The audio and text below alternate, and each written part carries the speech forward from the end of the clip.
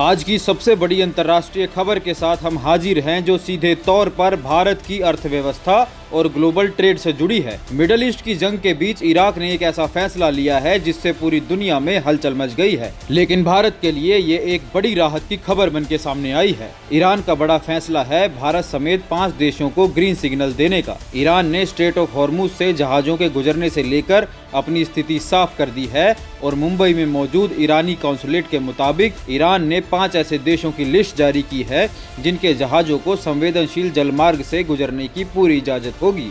इन देशों में शामिल हैं भारत, चीन, रूस, इराक और पाकिस्तान। ईरान के विदेश मंत्री अब्बास अरागजी ने इस पर अपनी मुहर लगाते हुए कहा है कि ये वही देश हैं जिन्हें ईरान ने अपना सच्चा दोस्त माना है। क्यों अहम है स्ट्रेट ऑफ हॉर्मुज, आप सभी जानते हैं। आपको बता दें कि स्ट्रेट ऑफ हॉर्मुज दुनिया का वो संकरा जलमार्ग है जो फारस की खाड़ी को ओमान की खाड़ी से जोड़ता है। दुनिया के कुल तेल सप्लाई का बड़ा हिस्सा इसी रास्ते से होकर गुजरता है और भारत के लिए इसलिए जरूरी है क्योंकि हमारे कुल पेट्रोलियम का करीब 20% हिस्सा इसी रूट से आता है। ईरान और अमेरिका के बीच बढ़ते तनाव की अगर बात करें तो एक तरफ जहां अमेरिका और राष्ट्रपति डोनाल्ड ट्रंप ईरान पर लगातार दबाव बना रहे हैं, वहीं दूसरी ओर ईरान अपने स्टैंड पर कायम है। व्हाइट हाउस की प्रेस सेक्रेटरी कैरोलिन लेविट ने कड़े शब्दों में ईरान को हार मानने की चेतावनी दी है।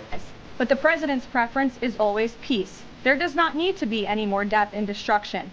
But if Iran fails to accept the reality of the current moment, if they fail to understand that they have been defeated militarily and will continue to be, President Trump will ensure they are hit harder than they have ever been hit before. President Trump does not bluff, and he is prepared to unleash hell. Iran should not miscalculate again. Their last miscalculation cost them their senior leadership, their Navy, their Air Force, and their air defense system.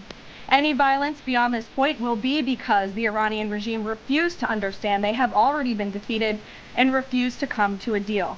लेकिन Iran का कहना है कि वे बातचीत के लिए तैयार हैं, पर सिर्फ अपनी शर्तों पर। अब्बास अरागजी ने साफ कह दिया है कि यह रूट उन देशों के लिए बंद है जो ईरान पर हमला कर रहे हैं, लेकिन दोस्त देशों के लिए रास्ता पूरी तरह सुरक्षित है। प्रधानमंत्री मोदी की कूटनीति का असर इस पर क्या हो रहा है, चलिए जानते हैं। हाल ही में ईरान के राष्ट्रपति से बातचीत के दौरान प्रधानमंत्री मोदी ने वैश्विक सप्लाई चेन को सुचारू रूप से रखने की बात कही थी। आज उसी का नतीजा है कि भारत के व्यापारिक जहाजों के लिए रास्ता खुला है।